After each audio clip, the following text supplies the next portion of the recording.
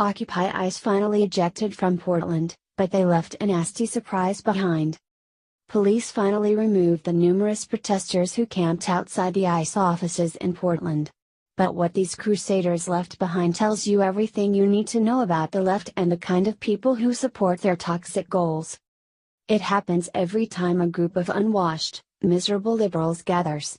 From the Dakota pipeline to numerous environmental movements, when leftists come together to demonstrate, you can count on a few things.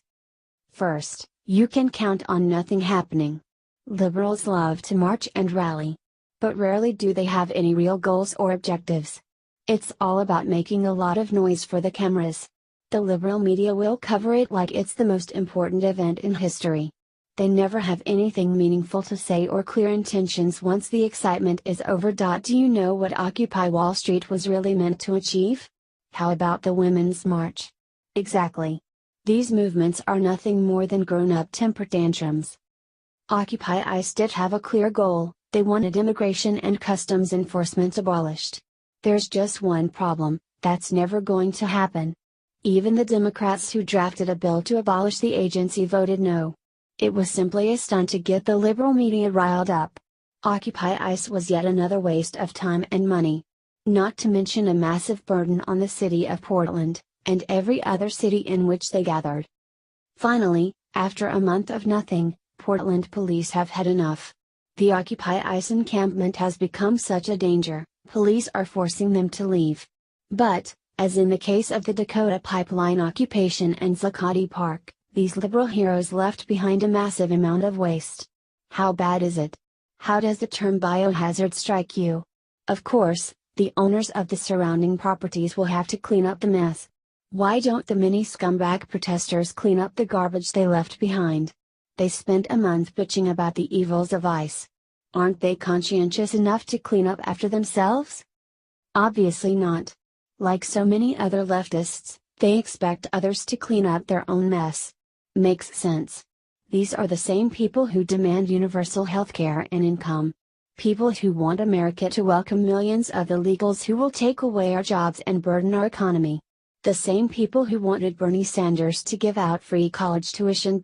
And who pays for all of this? Certainly not these leftists.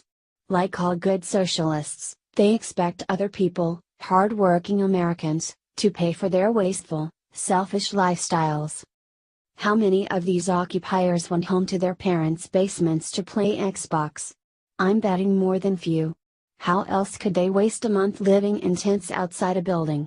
It's important that we talk about this issue.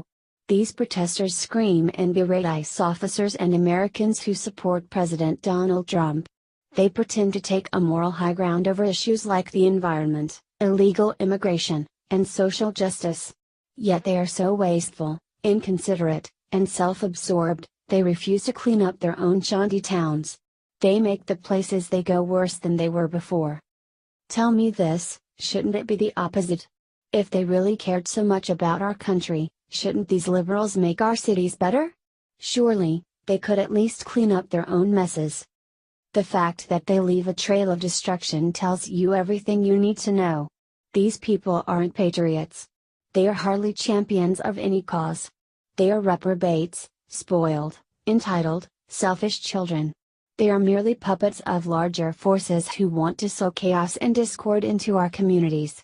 These protesters don't even care about the issues they scream about. They only exist to make things worse, so that powerful groups can sweep in and take over. It's high time we put a stop to these kinds of movements. We have to hold accountable the people who allow them to happen.